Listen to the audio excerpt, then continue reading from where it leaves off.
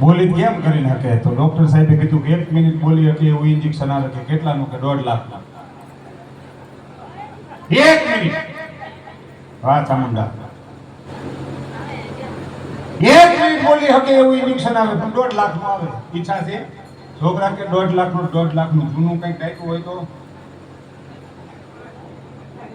અને આમાં નક્કી ન હોય બાપુજીએ કેટલું ડાયટું હોય. હે 1.5 લાખ નું ઇન્જેક્શન સાહેબે લખી દીધું. મોટો છોકરો નાના છોકરાને કે બોલો શું કરવું? 1.5 લાખ નું લાવવું છે. 35,000 ભાગમાં આવશે. હા પડજો હાવ નાનો લો કે 35 માં શું બીવો? ખબર છે ને બાપુજી કહેતા હતા એમના દાદાએ ઘડો ડાયટો કરી, ઘડો નીકળ્યો 7 કરોડ રૂપિયાનો ઘડો છે. મોટો 35,000 રૂપિયા જાવ લઈ આવો. પાછો મોટો ઉપડ્યો ગાડી લઈને શહેરમાં ગયો. શહેરમાં જઈને મેડિકલે ગયો કે આ ઇન્જેક્શન કે આ નથી, બીજા મેડિકલે 5 મેડિકલ ફર્યો, ઇન્જેક્શન મળી ગયું. લઈને આવ્યો સાહેબને કીધું આ 1.5 લાખ નું ઇન્જેક્શન. સાહેબે 1.5 લાખ નું ઇન્જેક્શન ભર્યું. કોઈ નજર કરી તમે ઇન્જેક્શન ભરે એટલે ડોક્ટર ઇન્જેક્શન આમ કરે.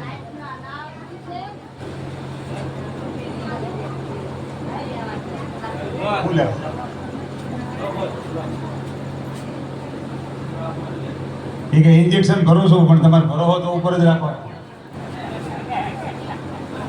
હા તમે બધાને અનુભવ હશે. જેને જેને ઇન્જેક્શન લીધા હોય બધાને ભરે છે. ઇન્જેક્શન ભરે ને પછી આમ કરે.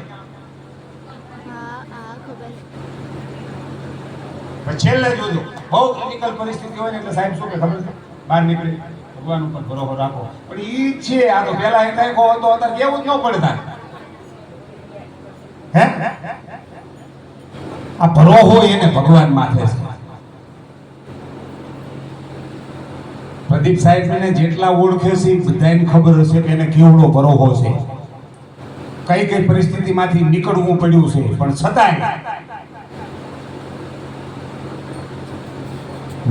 નહીં છોડવું. હા સાહેબ નું નામ તો નહીં છોડવું. ભલામણા તારે તો ઈ ને મારે તો ઈ. है धन की जाने मन की जाने जाने चित की चोरी. अरे उनके आगे क्या छिपाए जिनके हाथ में जीवन डोरी. 1.5 लाख નું ઇન્જેક્શન આવ્યું. ડોક્ટરે ભર્યું પાછું.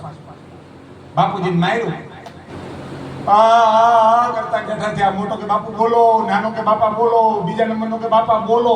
તા બાપો બોલ્યા એ કે તમારો બાપ ઓલું પાડું હાવણી ચાવે. છોકરા કે બાપુજી હાવણી નું જ કહેવાનું હતું. એ કે આપણ કે આમાં 1,70,000 ને ઇન્જેક્શન ગયા. 1,70,000 ની હાવણી લાયા હોત ને 3 ભેટી સુધી હાલે. પણ ભાગ્યમાં નહોતું ને. હે રામ નામ સે ભાગ્યમાં હોય તો મળે. એટલે એમાં એક ગુરુ મહારાજે આને બિહારીને કીધું બેટા હવે રામ નામ લઈ લે સરપંચ, હવે હરિભજન કરી લે. સમય એવો ન હોય તારી વૃદ્ધાવસ્થા આવે ત્યારે જ ભજન કરવું. ત્યારે આને એવું કીધું કે બાપજી હજુ થોડોક સમય દો, થોડુંક ભેગું થઈ જાય ને પછી હરિભજન જ કરવું છે.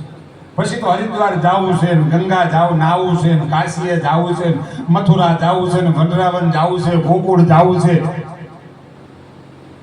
પણ મહાપુરુષો શું કે ખબર છે? આવા સંતો મહાપુરુષો શું કે ખબર છે? એ ઘરમાં કાસુરા મારે ઘરમાં ગોકુળિયું ગામ.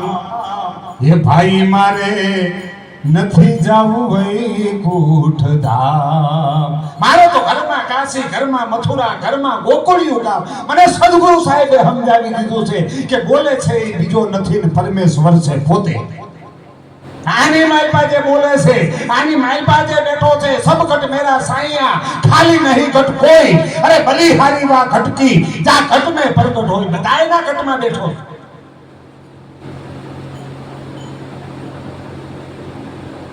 કોઈ ઘટે હોય બતાવો કે એના ઘટમાં ન બેઠો હોય. હે તો પ્રદીપ સાહેબ માટે અને પ્રહલાદદાસ સાહેબ માટે આસન ગાદી કેમ? પણ એને ઘટમાં બેઠો ને એને ઉજળો કરીને બારો કાઢ્યો છે. એને સબ ઘટ મેરા સાઈયા ખાલી નહીં ઘટ કોઈ. આમાંથી એકેય ઘટ ખાલી નથી. છેમાં નથી. તમે કહો કબીર સાહેબ કહે છે ગિરીમાં તું નાનો થઈ બેઠો, હાથીમાં મોટો ક્યું, મહાવત બનીને ઉપર બેઠો, હાંકવા વાળો તું નહોતું. કીડીમાં નાનો થઈ બેઠો, હાથીમાં મોટો ક્યું, મહાવત બનીને ઉપર બેઠો, આંકવા વાળો તું નો તું, અને ચોરના ભેળો તું ચોર થઈ બેઠો, અને બદમાશોના ભેળો તું